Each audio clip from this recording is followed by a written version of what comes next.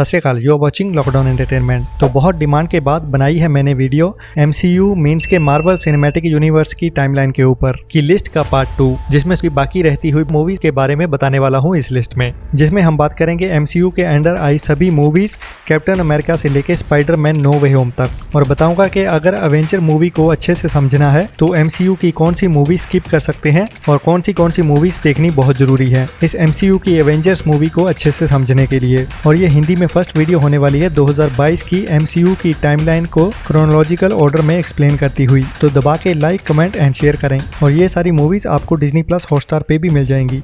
बाकी अगर आप पहली बार लॉकडाउन एंटरटेनमेंट देख रहे हैं तो अभी सब्सक्राइब कर लो ऐसी ही बढ़िया वीडियोस देखने के लिए। और बाकी कोई भी सवाल हो या मूवी और सीरीज की डेली अपडेट्स के लिए मुझे इंस्टाग्राम पे कांटेक्ट कर सकते हैं lockdown.entertainment33 पे, जो यहाँ ऊपर स्क्रीन पे भी फ्लैश हो रहा है। चलिए बढ़ते हैं आगे इस लिस्ट की ओर।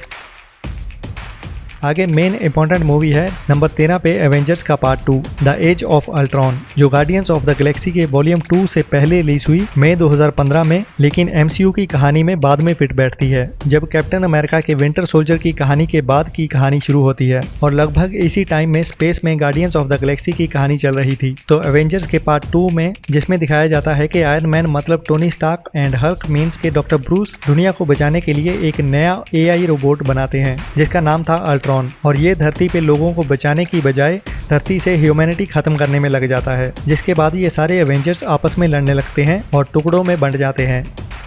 इसके बाद नंबर 14 पे MCU की टाइमलाइन में एंट्री होती है एक नए सुपर हीरो एंड मैन की, जो जुलाई 2015 में रिलीज हुई थी, लेकिन कहानी में इसकी जगह एवेंजर्स के पार्ट 2 के बाद की कहानी की है, जिसकी कहानी शुरू तो 1987 में होती है, लेकिन कुछ टाइम बाद 2015 में आ जाती है जब एवेंजर्स अल्ट्रॉन से लड़ रहे थे। तो इसकी कहानी में दिखाया गया कि 1980 के दशक में शील्ड के एक साइंटिस्ट ने एक ऐसा फार्मूला बनाया जिससे कोई भी बड़ी चीज कई गुना छोटी हो सकती है, और उसी फार्मूले से उसने एक सूट बनाया जिसको पहनने से कोई भी इंसान चींटी जितना छोटा हो जाता है, और उसमें कमाल की फुर्ती और ताकत भी आ जाती है। और एक सूट उसने अपनी बीवी जैनेट के लिए भी बनाया था जिसको वेस्प का नाम दिया गया था। और एंटमैन की कहानी के एंड में फाल्कन, बकी एंड कैप्टन अमेरिका एंटमैन को मिलते हैं, जो इस कहानी के एंड में कहीं छुपे होते हैं।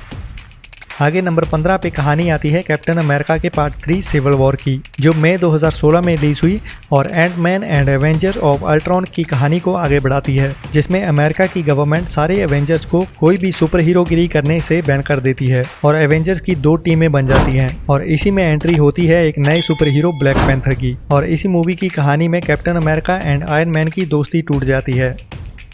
इसके बाद नंबर 16 पे MCU की कहानी में आती है शील्ड एजेंट ब्लैक विडो की कहानी। वैसे इस मूवी की कहानी का MCU टाइमलाइन से ज़्यादा कुछ लेना देना तो नहीं है, लेकिन इस मूवी को देखने से ब्लैक विडो के कैरेक्टर को अच्छी तरह से समझ पाओगे कि वो कैसे बनी ब्लैक विडो, और उसकी फैमिली बैकग्राउंड दिखाई जाती है इस मूवी में। आगे नंबर 17 पे आती है स्पाइडरमैन होमकमिंग, जो MCU में स्पाइडरमैन की फर्स्ट मूवी थी, जो जुलाई 2017 को रिलीज की गई, जिसमें टॉम हॉलैंड ने एज ए स्पाइडरमैन MCU में अपना डेब्यू शुरू किया, जिसमें कहानी कैप्टन अमेरिका की सिविल वॉर के बाद की दिखाई जाती है, जब कैप्टन अमेरिका की टीम स्पाइडरमैन को आयरन मैन से मिलाती है और टोनी स्टार्क स्पाइडरमैन को हेल्प करता है और भी ज्यादा पावरफुल बनने के लिए। बाकी इस मूवी में स्पाइडरमैन की अपनी ही कहानी शुरू होती है, जिसमें वो एलियन वेपन्स टेक्नोलॉजी से लड़ता हुआ दिखाया जाता है। इसके बाद नंबर 18 पे ब्लैक पैंथर की कहानी इस MCU को आगे बढ़ाती है, जो फरवरी 2018 में रिलीज हुई, जिसमें भी कैप्टन अमेरिका सिविल वॉर के बाद की कहानी दिखाई जाती है। जहां उधर स्पाइडरमैन होमकमिंग की कहानी चल रही होती है, वहीं ब्लैक पैंथर अपने फादर की मौत के बाद अपने गाँव वकांडा में वापस आता है, जिसमें उसकी एक अलग ही कहानी दिखाई जाती है, जिसमें ब्लैक पैंथर का कैरेक्टर बिल्ड किया जाता है। नंबर 19 पे MCU टाइमलाइन में अब एंट्री होती है एक इम्पॉर्टेंट मूवी डॉक्टर स्ट्रेंज की, जो रिलीज तो नवंबर 2016 में की गई थी, लेकिन कहानी MCU से अलग ही है, जिसमें डॉक्टर स्ट्रेंज का इम्पॉर्टेंट कैरेक्टर बिल्ड किया जाता है, जिसमें दिखाया जाता है कि एक आम डॉक्टर स्टीफन MCU के एक पावरफुल मैजिकल डॉक्टर स्ट्रेंज कैसे बने। MCU की टाइमलाइन को समझने के लिए हर कैरेक्टर की इंडिविजुअल मूवी देखना इंपॉर्टेंट है, उसके कैरेक्टर को अच्छे से समझने के लिए कि उसमें पावर्स कैसे आई और उसका असल कैरेक्टर क्या है as a super hero and as a individual. Timeline में आगे आती है नंबर 20 पे थॉर रैग्नारॉक, जो थॉर की मूवी का पार्ट 3 है और MCU की टाइमलाइन की मस्ट वॉच मूवी है, जो नवंबर 2017 में रिलीज हुई और MCU टाइमलाइन की कहानी शुरू होती है 2015 में आई एवेंजर्स एज ऑफ अल्ट्रॉन के बाद की, जब थॉर वापस एस्गॉर्ड लौट जाता है लोकी को ढूंढते हुए। और इसी कहानी में थॉर की खतरनाक बहन को इंट्रोड्यूस किया जाता है जो एस्गार्ड पे कब्जा कर लेती है और थॉर और लोकी को वहां से भागना पड़ता है और वो स्पेस में घूमते हुए इसी मूवी में हल्क को मिलते हैं जो एवेंजर्स एज ऑफ अल्ट्रॉन में गायब हो गया था। और इस मूवी में कहानी थोड़ी सी पेचीदा हो जाती है। इसके बाद नंबर 21 पे आती है एंटमैन द वास्प, जो एंटमैन की मूवी का पार्ट 2 है, जो जुलाई 2018 को रिलीज हुई और कहानी कैप्टन अमेरिका सिविल वॉर के बाद की है, जब एंटमैन कैप्टन अमेरिका के साथ मिलके गवर्नमेंट से भागते फिर रहे होते हैं। तो इस मूवी की कहानी में एंटमैन इस सूट के निर्माता डॉक्टर हैंक और उसकी बेटी होप से मिलता है और हैंक की वाइफ जेनेट, जो क्वांटम रीलम में फंसी होती है, उसको बचाने की कोशिश करते हैं। और इसी कहानी में एंटमैन के कैरेक्टर को क्वांटम वर्ल्ड में काफ़ी स्ट्रॉन्गली एंड रियलिस्टिक साइंस में दिखाया जाता है और इसकी कहानी के अंत में एंटमैन क्वांटम रीलम में फंस के वहीं रह जाता है। नंबर 22 पे आती है एवेंजर्स इन्फिनिटी वॉर, जो अप्रैल 2018 में रिलीज हुई और गार्डियंस ऑफ द गैलेक्सी के वॉर 2 के बाद की है, जब थानोस पावर स्टोन्स ढूंढते ढूंढते एस्गार्ड के स्पेसशिप को तबाह कर देता है और लोकी को मार डालता है, जिसके बाद थानोस सारे पावर स्टोन्स इकट्ठे करके और काफ़ी जगह लड़ाइयाँ लड़ने के बाद धरती की आधी से ज़्यादा पॉपुलेशन खत्म कर देता है। लेकिन एंड में निक फ्यूरी खत्म होने से पहले अपने पेजर से कैप्टन मार्वल को एक मैसेज छोड़ता हुआ दिखाया जाता है।